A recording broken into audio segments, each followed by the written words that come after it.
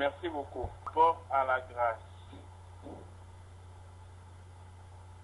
Ce que nous remarquons, c'est que depuis le tout premier siècle,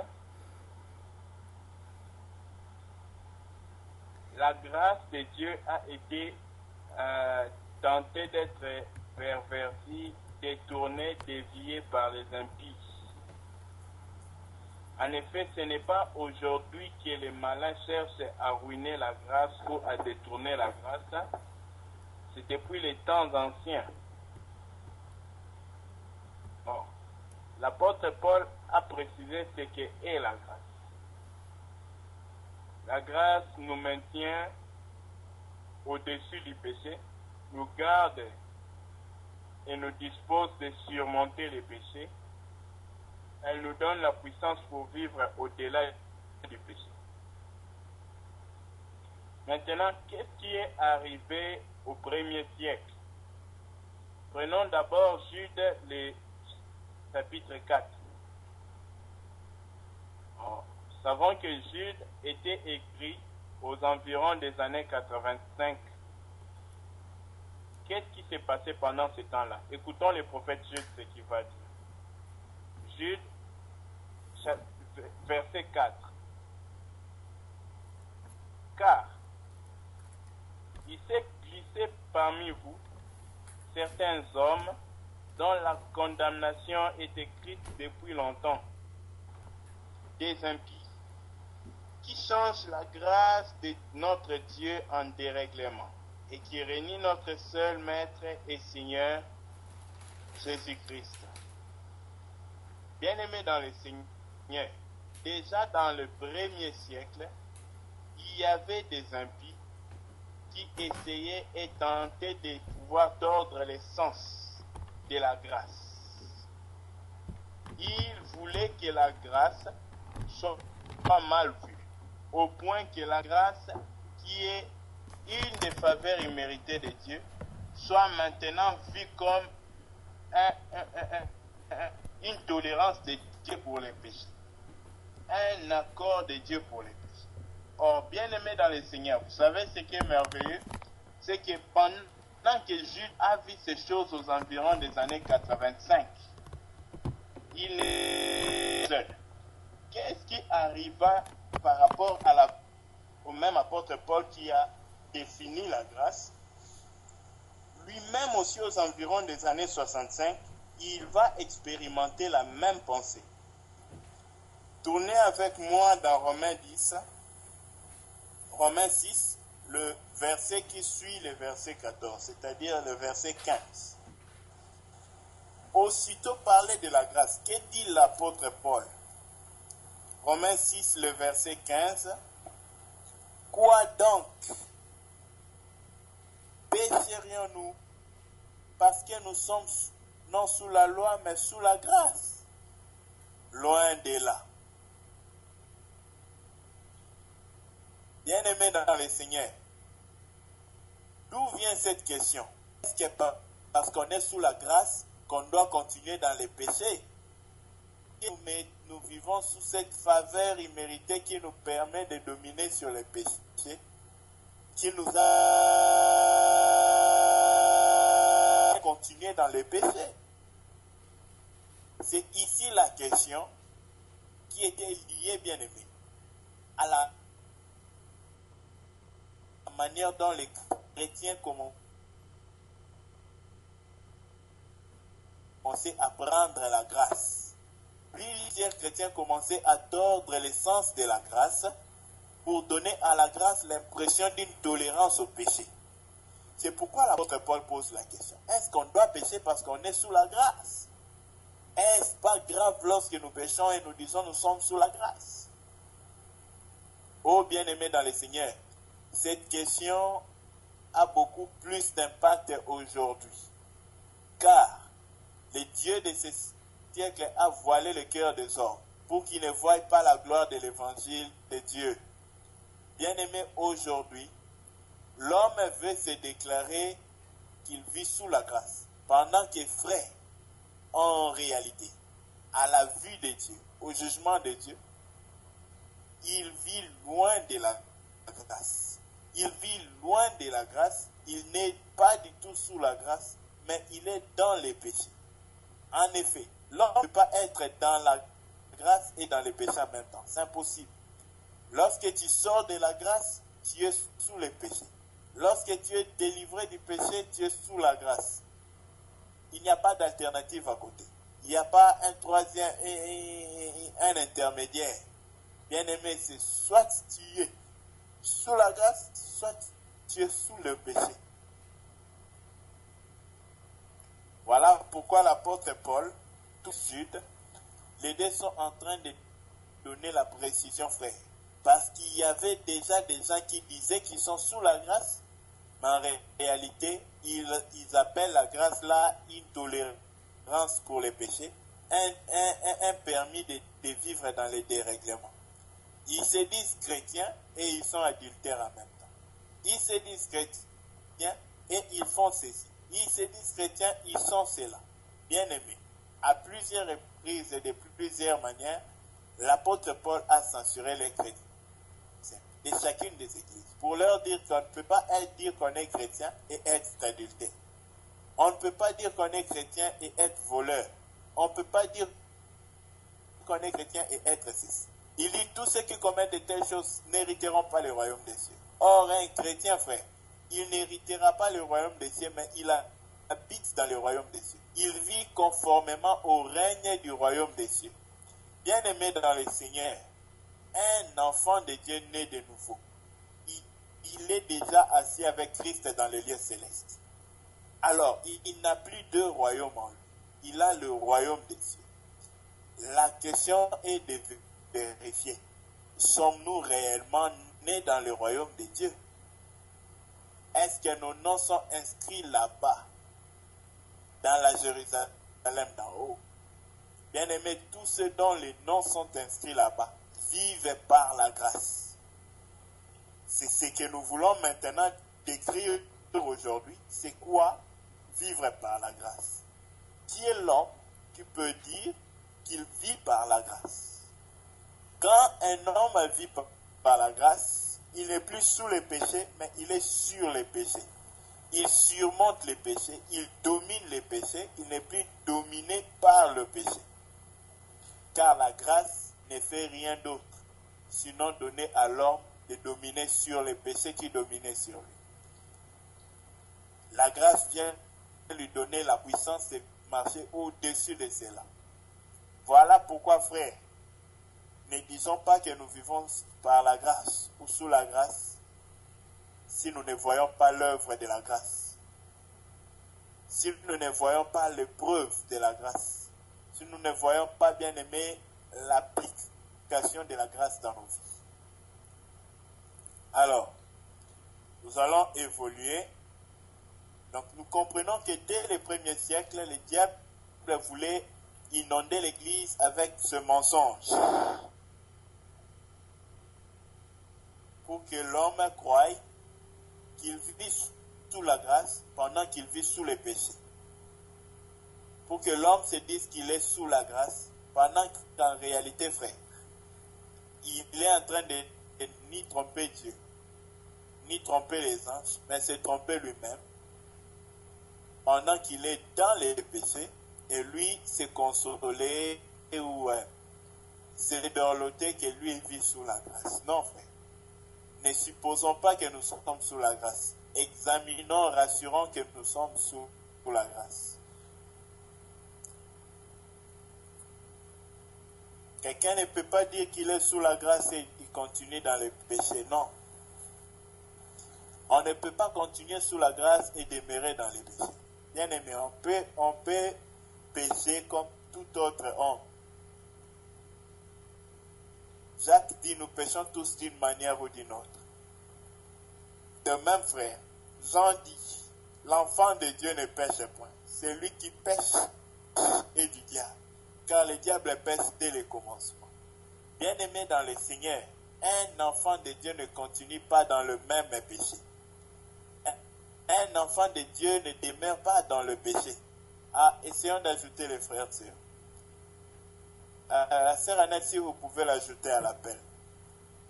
Bien-aimé dans le Seigneur, On ne peut pas demeurer dans le péché et demeurer dans la grâce en même temps. Ce n'est pas possible. Attention à ces gros mensonges, car ce n'est pas aux gens du dehors que ces mensonges est annoncé. Les gens du dehors ne connaissent même pas la grâce. Mais toi et moi qui connaissons la grâce, c'est à nous que les malins cherchent à injecter ces mensonges. Nous faisons croire que nous sommes bien aimés dans la grâce et que nous demeurons dans le péché. Non. Si tu es dans la grâce va t'obliger, va te mettre dans l'état de la victoire sur les péchés. Va te donner la victoire sur les péchés et va te soumettre les péchés à ta victoire. Parce que la grâce ne négocie pas avec les péchés. La grâce domine sur les péchés. La grâce surmonte les péchés. En effet, un homme ne peut pas la voir et ensuite négocier avec les péchés. Tolérer les péchés, ce n'est pas possible. Voilà pourquoi, frères bien-aimés dans le Seigneur, nous devons nous examiner. Avons-nous reçu la grâce de Jésus-Christ? Cette grâce était en Jésus-Christ et a gardé sa vie pendant 33 ans et demi. Bien-aimés, tous les 33 ans et demi, c'est Jésus qui avait triomphé sur les péchés sans arrêt. À cause de cette même grâce. Alors, vous allez comprendre pourquoi les apôtres, quand ils touchent la grâce, ils ne disent pas la grâce, mais ils disent la grâce du Seigneur Jésus-Christ. C'est la même grâce qui était dans le Seigneur, qui l'a fait triompher du péché pendant 33 ans et demi. C'est la même grâce que le Seigneur nous donne. Voilà pourquoi il dit, petit enfant, ne craignez pas, j'ai vaincu le monde. Bien aimé, c'est pour nous rassurer que la victoire qu'il y avait en lui là, il a mis cela à notre disposition, au moyen de la grâce. Oh bien-aimé, c'est le Seigneur qui veut que cette victoire soit une réalité dans ta vie, dans ma vie. Il veut accomplir cela dans nos vies. Maintenant, à nous de pouvoir courir, soupirer, bien-aimé, nous attarder à vivre cette vie-là. Car le Seigneur veut cette victoire dans ta vie et dans ma vie. Alors, nous voulons voir quelques caractéristiques de celui qui vit sous la grâce. Quelqu'un peut dire qu'il vit sous la grâce, mais on reconnaîtra cela par rapport à ses caractéristiques. J'ai pris quelques-unes. Il y en a encore beaucoup d'autres que je n'ai pas bien énumérées. Et le Saint-Esprit pourra bien sûr nous éclairer là-dessus dans le temps. Commençons avec Proverbe chapitre 22, le verset 1. Si un bien-aimé a trouvé, il peut nous aider dans la lecture. Proverbe 22. Verset 1.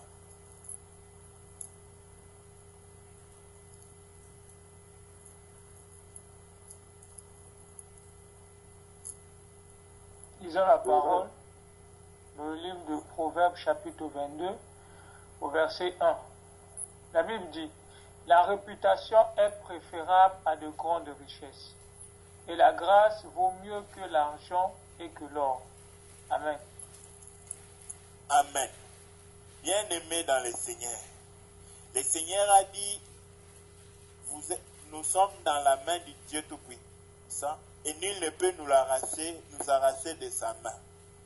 Ici, on nous dit ceci, frère, que la grâce est préférable à l'or et à l'argent. C'est-à-dire, l'avantage que la grâce peut te donner est plus grande que l'avantage que l'or peut te donner et que l'argent peut te donner. Bien-aimé dans le Seigneur, la grâce de Dieu répond à tout. Quelqu'un qui vit sur la grâce, par la grâce de Dieu, sous la grâce de Dieu,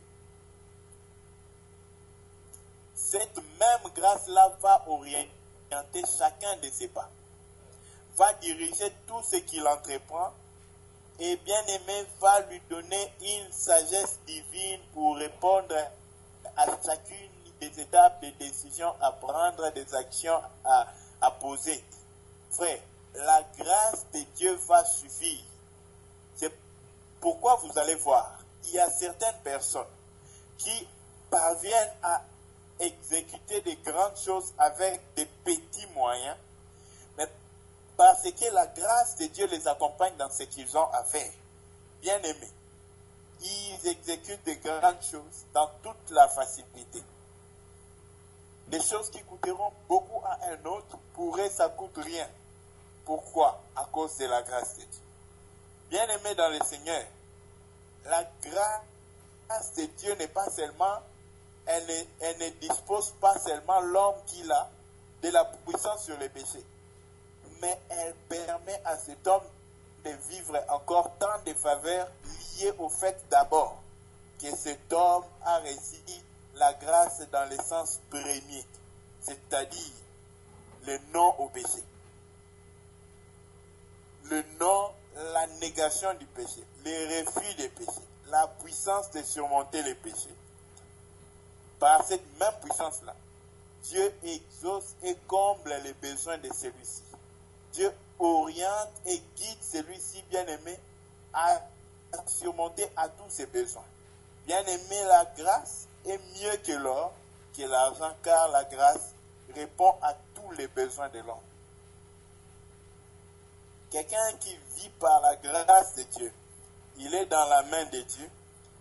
Il est comme un bébé. Je bénis le Seigneur pour ma soeur Gisèle, qui aujourd'hui était en train de me donner une image parfaite. Il dit, un bébé dans la main de sa mère, le bébé ne choisit même pas quel habit on va lui revêtir. Si la maman dit aujourd'hui c'est cache-couche, on lui met dans son cache-couche.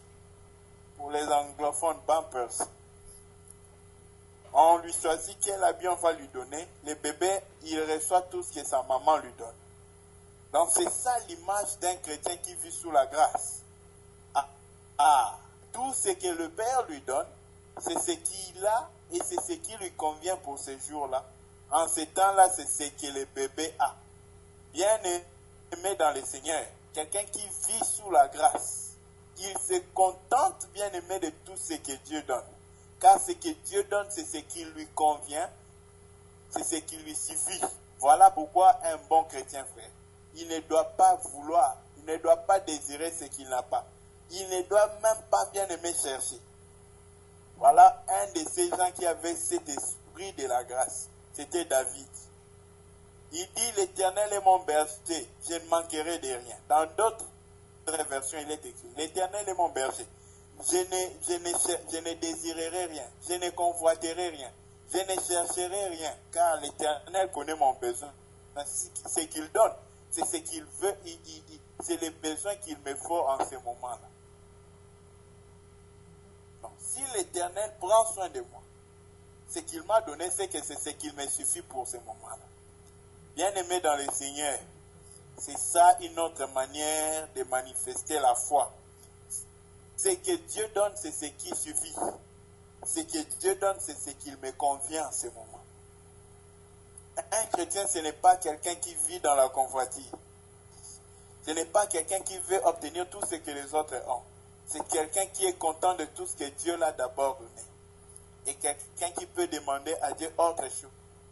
En attendant cela, selon la volonté de Dieu. Car il sait que si Dieu ne donne pas, c'est pour son bien. Si Dieu donne, c'est pour son bien. Si Dieu dit d'attendre, c'est pour son bien toujours. Ce n'est pas pour le bien de Dieu que Dieu nous fait patienter.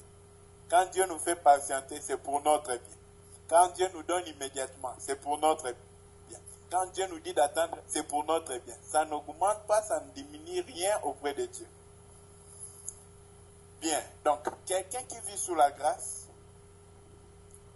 c'est une des caractéristiques, frère. Il ne convoitera pas. Il ne désirera pas. Vous allez comprendre la raison pour laquelle, lorsque David va parler de ceci dans Psaume 23, il dit, l'Éternel est mon berger, je ne manquerai de rien. Dans d'autres versions, je ne désirerai rien, je ne convoiterai rien. Bien aimé, en réalité, à la fin, il va dire, Oui, le bonheur et la grâce m'accompagneront. Ah, la grâce là va l'accompagner, c'est-à-dire va faire chemin ensemble avec lui.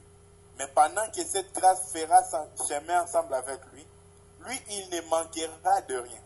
Il ne désirera rien, il ne poursuivra aucun bonheur. Il ne poursuivra aucune chose. Voilà pourquoi dans le psaume 73, le verset 24, il est écrit: quel autre ai-je dans le ciel si ce n'est toi? Ah, parce que là, Asaph, il comprenait que c'est lui qui a l'Éternel pour berger. Il n'a aucun autre trésor que l'Éternel lui-même. Bien aimé, c'est celui-là qui marche en compagnie de la grâce. C'est celui-là qui est accompagné par la grâce. Il ne désire rien si ce n'est l'Éternel, le Dieu d'Israël lui-même. Continuons. Prenons 2 Corinthiens 9, le verset 8. 2 Corinthiens 9, verset 8. Si un bien-aimé à trouver peut nous aider. 2 Corinthiens 9, verset 8, nous lisons: et Dieu peut vous combler de toutes sortes de grâces, afin que, possédant toujours en toutes choses de quoi satisfaire à tous vos besoins, vous ayez encore en abondance pour toute bonne œuvre. Amen. Amen. Bien-aimé dans le Seigneur, voici l'œuvre que la grâce fait. La grâce, elle vient, bien-aimé, et comble l'homme de tous les bienfaits de Dieu, de tout ce dont l'homme a besoin. Ceci est encore pour réinsister sur ce que nous disions tantôt si haut. Bien-aimé, la grâce de Dieu vient créer une suffisance. Quelqu'un qui vit dans la grâce, frère, il vit dans un contentement. Quelqu'un ne peut pas vivre sous la grâce et il désire, il convoite. Non, frère, tu ne peux pas convoiter si tu vis sous la grâce. La grâce vient te créer, te donner tout, combler tous tes besoins, suffire à tous tes besoins.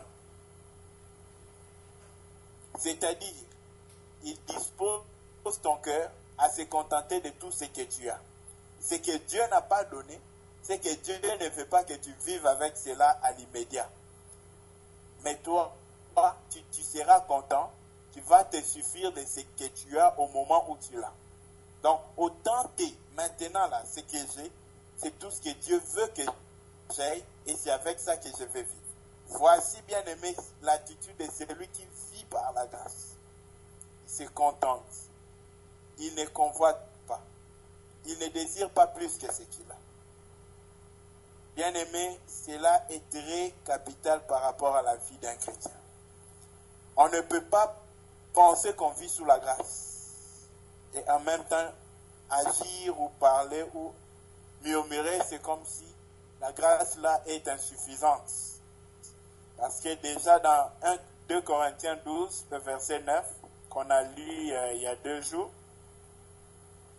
Dieu dit à Paul que la grâce lui suffit. C'est ça l'œuvre de Dieu. Sa grâce suffit déjà.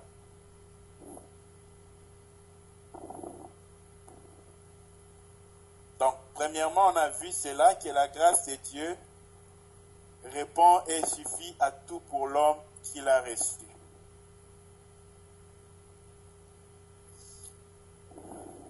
Donc, celui qui vit sous la grâce, il va vivre dans le contentement. Ensuite,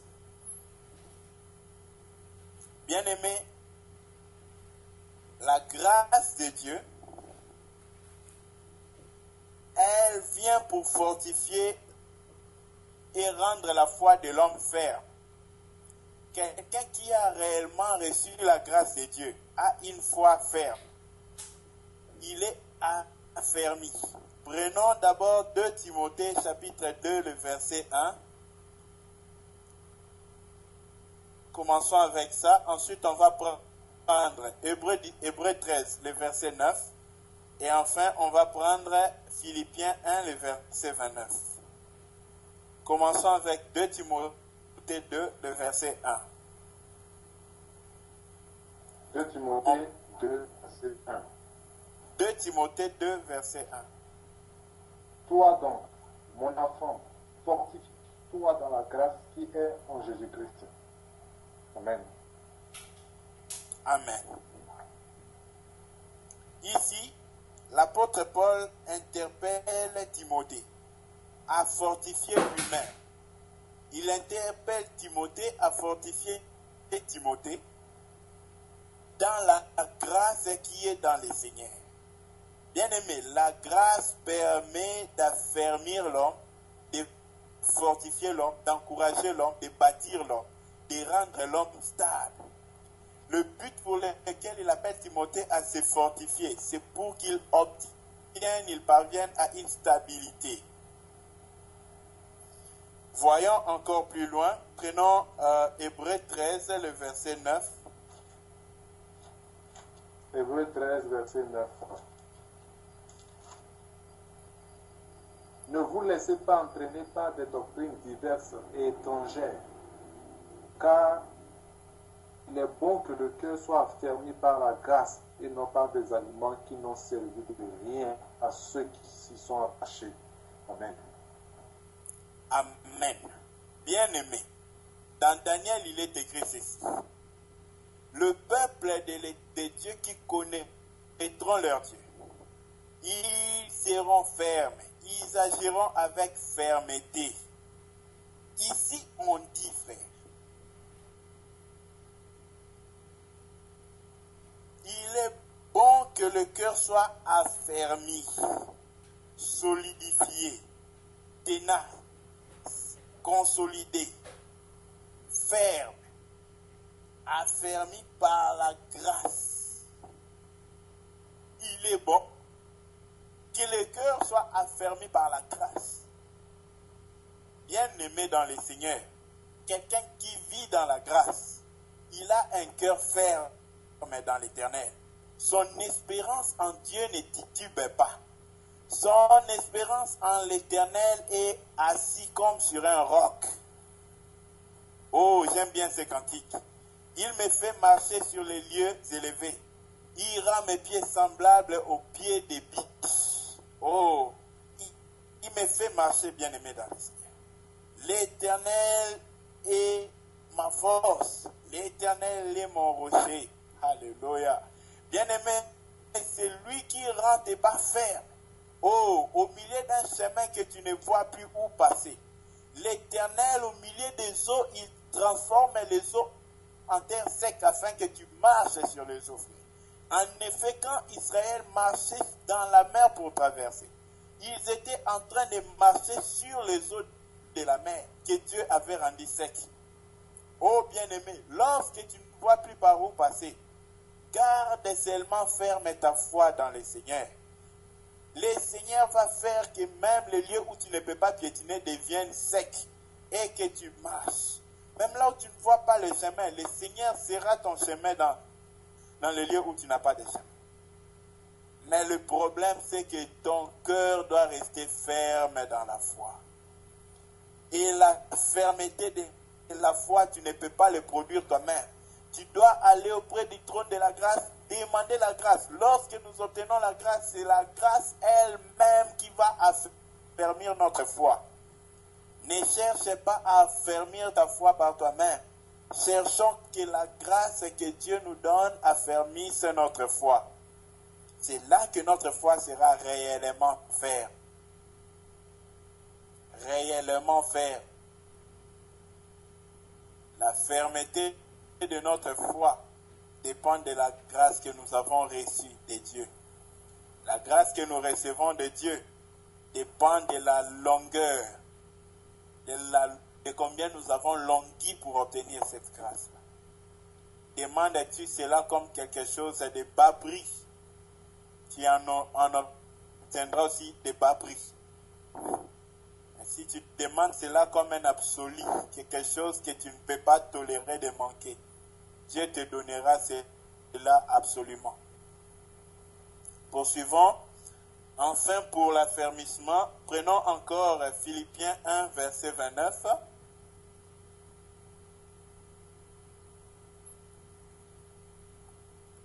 Philippiens 1, dit, verset 29. Et cela de la part de Dieu, car il vous a été fait la grâce par rapport à Christ, non seulement de croire en lui, mais encore de souffrir pour lui. Amen. Amen. Bien-aimé, la grâce de croire d'abord. Commençons par là. La grâce produit la foi. Vous allez comprendre pourquoi il est dit dans Éphésiens que nous sommes sauvés par la grâce. C'est-à-dire, ce qui nous sauve, c'est la grâce. Qui nous sauve de quoi? Du péché. Nous sommes sauvés du péché par la grâce. Mais cette grâce-là agit au moyen de la foi. Mais c'est par la grâce. Donc, les sujets qui nous sauvent du péché, c'est la grâce. Mais cette grâce-là agit au moyen de la foi. Ici, dans Philippiens, on nous parle, bien aimé, de la grâce qui produit la foi. Ensuite, elle nous donne de croire et aussi de souffrir pour Dieu. Ah, ça c'est un verset que, bien aimé, pendant longtemps ma tête a tourné pour essayer de comprendre qu'est-ce qu'est la pensée de Dieu. Bien aimé, si tu n'as pas la grâce de Dieu, tu ne peux pas te réjouir de souffrir pour Dieu. Tu ne peux pas. Mais la grâce de Dieu te dispose que même dans la souffrance, tu te réjouisses de souffrir pour Dieu. La grâce, la puissance pour accepter la souffrance, endurer et supporter la souffrance. Bien aimé, c'est la grâce. Et quelqu'un qui vit par la grâce, on le saura par comment il endure, il supporte la souffrance.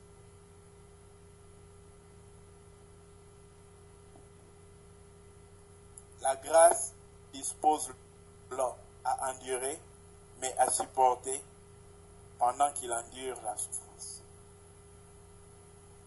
C'est par la grâce que le Seigneur a supporté la croix. Il a enduré la croix par la grâce. Pourquoi? Parce qu'il priait auprès de celui qui pouvait le sauver. Avec grand cri et larmes, et il a été exaucé à cause de sa prière, parce qu'il était pieux. Rapidement, prenons le prochain point. La grâce sert d'un bouclier. Psaume 5, le verset 13. Si un bien-aimé à trouver peut nous aider.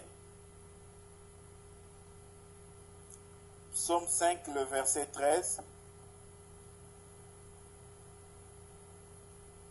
Psaume 5, verset 13. Nous lisons. Car tu bénis le juste, ô Éternel, tu l'entoures de ta grâce comme d'un bouclier. Amen. Amen. Il dit que tu bénis les justes. Qu'est-ce que tu fais ensuite? Ah, c'est Dieu dans sa bonté. Il entoure. Bien aimé, il faut bien prendre les mots là. Entourer les justes de la grâce comme d'un bouclier. Alléluia. C'est merveilleux, frère. Oh, il l'entoure. Pas l'homme s'entoure lui-même. Mais c'est lui qui fait toutes choses parfaitement. C'est celui-là qui va entourer l'homme bien-aimé de la grâce.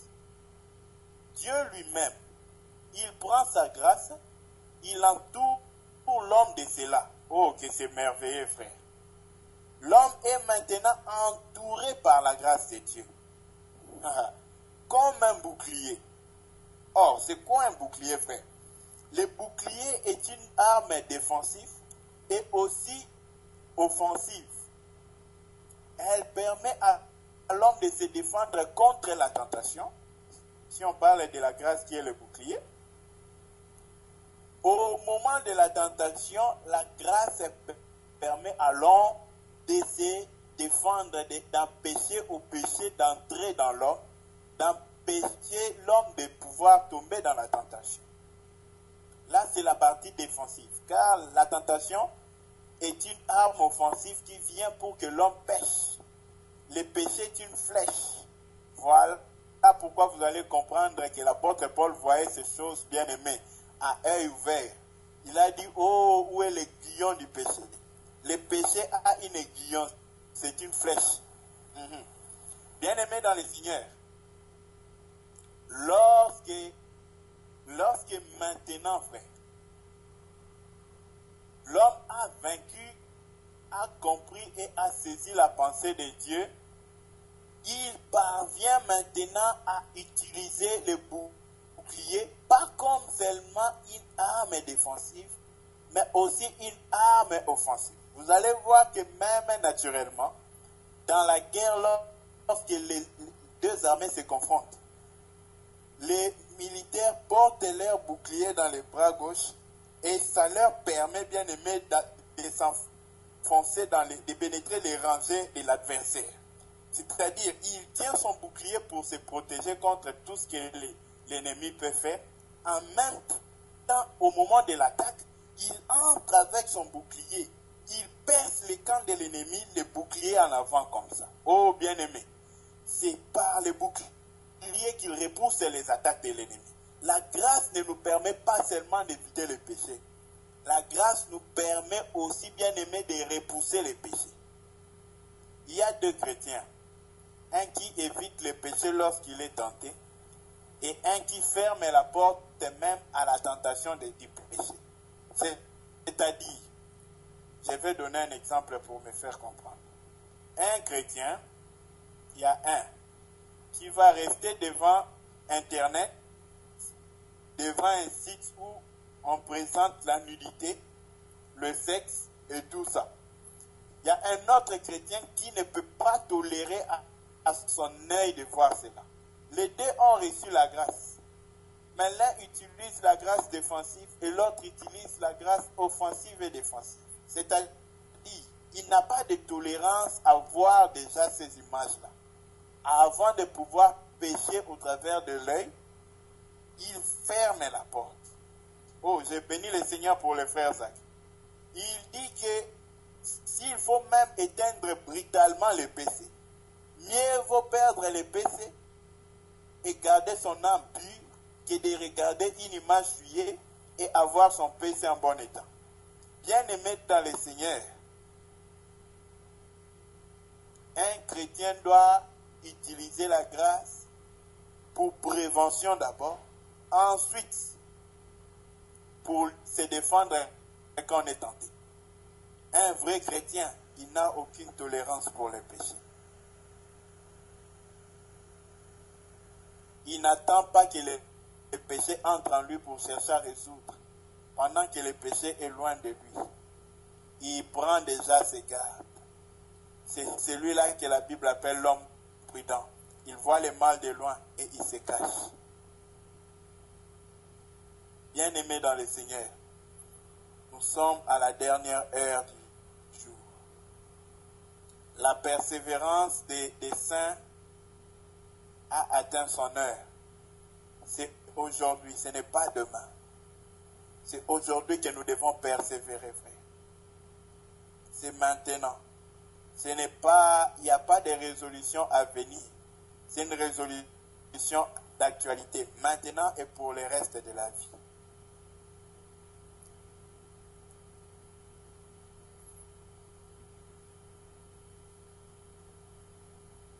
Bien-aimé, celui qui vit sous la grâce, c'est celui qui a l'Éternel pour berger. On a déjà donné cette pensée. Le bonheur et la grâce accompagnent celui qui a l'Éternel pour berger. Si tu n'as pas l'Éternel pour berger, le bonheur et la grâce ne vont pas t'accompagner.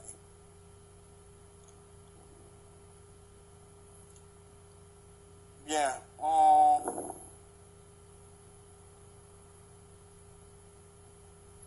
peut finir avec ces versets. Ésaïe 49, le verset 8.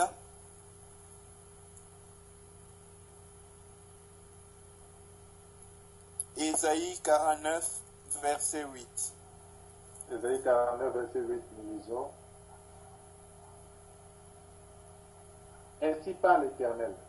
Au temps de la grâce, je t'exaucerai, et au jour du salut, je te secouerai. Je te garderai, j'établirai pour traiter alliance avec le peuple, pour relever le pays et pour distribuer les héritages désolés. Amen. Amen. Bien-aimé, celui qui vit sous la grâce, il vit dans l'exaucement. Vous allez comprendre pourquoi Jésus a dit « Je te loue, Père, de ce que tu m'as toujours exaucé. Je ne prie pas pour moi pour vérifier si tu vas m'exaucer, mais je prie à cause de ces gens. » Bien-aimé dans le Seigneur, le temps de l'exaucement de Dieu, c'est le temps de la grâce. Celui qui vit sous la grâce, toutes ses prières sont exaucées. Car il ne prie plus par lui-même, et c'est Jésus-Christ qui prie par lui. Voilà pourquoi il prie au nom de Jésus-Christ. Que le Seigneur nous bénisse. Pardon pour le temps.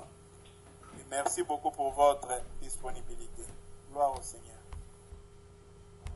Amen.